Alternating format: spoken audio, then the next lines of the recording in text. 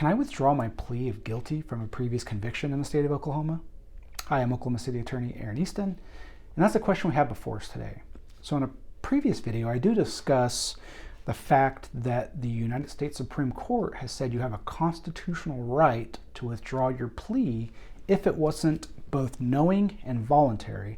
So today I want to discuss what does knowing and voluntary actually mean, because there's a legal definition for it that might not go exactly with what we think from a layperson's perspective.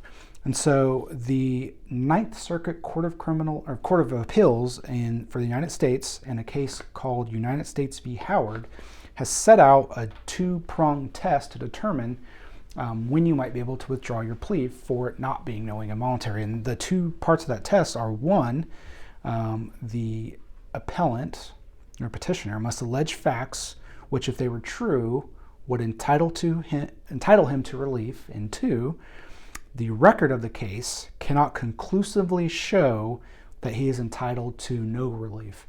It's a very broad definition, and it's meant to be that way because it gives the court the ability to look at the specifics of each case to make that determination. And I should mention that the court that put out that two-pronged test did derive it directly from Title 28 of the United States Code, Section 2255.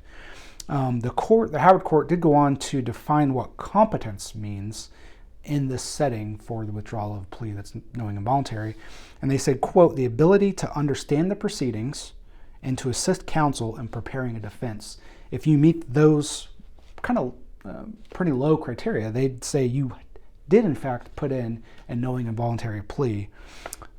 So they would not allow an evidentiary hearing if essentially the transcripts of the case show, there's no argument here, your plea was knowing and voluntary.